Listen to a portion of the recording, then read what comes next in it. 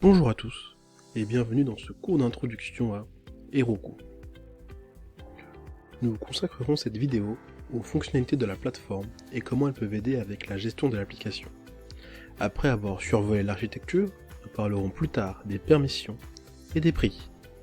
D'abord, commençons par voir comment Heroku marche avec une application. Comme dit dans le cours précédent, l'on sait que Heroku nous laisse déployer du code dans plusieurs langages tels que Java, Node, Python, etc. L'application est le code source développé dans l'un de ces langages. Mais cela n'est pas assez, car la majeure partie du code que nous utilisons aujourd'hui possède des dépendances préconstruites.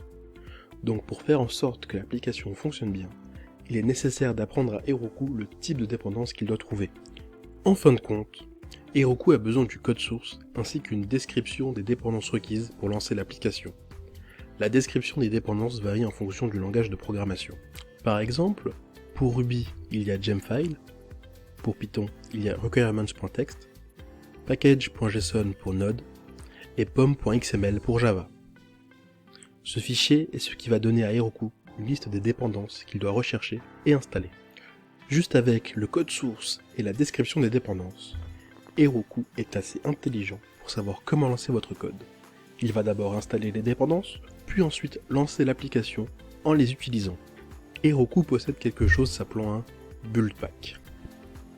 C'est la responsabilité du build pack de comprendre les dépendances du code et les rechercher pour que l'application puisse les utiliser.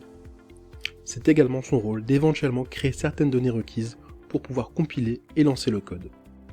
Par données, je veux dire des choses qui ne sont pas du code mais dont on a besoin pour lancer l'application, comme une vidéo, des images ou autre. Après tout ce processus, le build pack configure tout cela en un slug. Une fois que le build pack finit son travail, il est temps d'injecter les variables de configuration.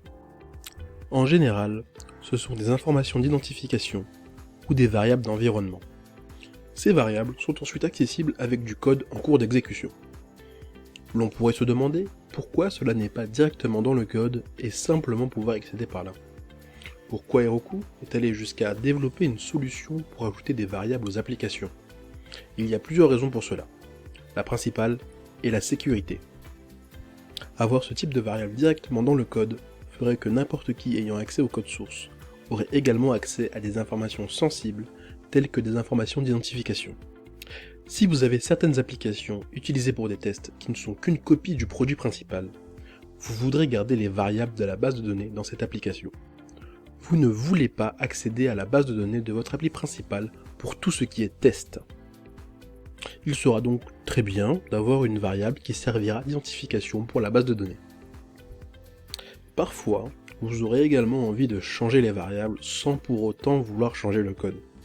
Il est bien plus facile et prudent de changer ces variables et redémarrer l'application pour qu'elle démarre avec les nouvelles valeurs. Pour faire simple, les variables de configuration sont très bonnes pour ce qui est de la sécurité d'informations sensibles et tout simplement pour configurer.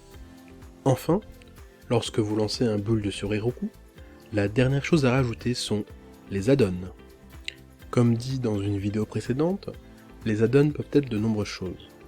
Ils peuvent être une base de données comme PSQL ou MongoDB, ils peuvent être un système de cache comme Redis ou Memcached, ou même un système de recherche avancé, comme Elasticsearch. Cela veut dire que le build pack va créer une instance prête à utiliser des add-ons. Une fois que le code est exécuté, les add-ons seront prêts à être utilisés. Cela veut dire que le fournisseur du service configure le service pour vous. Vous pouvez vérifier la liste complète des add-ons sur https://elements.heroku.com/add-on. Une fois que nous avons le code qui est prêt et les dépendances installées, avec les variables de configuration mises en place et les add-ons installés, cela veut dire que nous avons une release.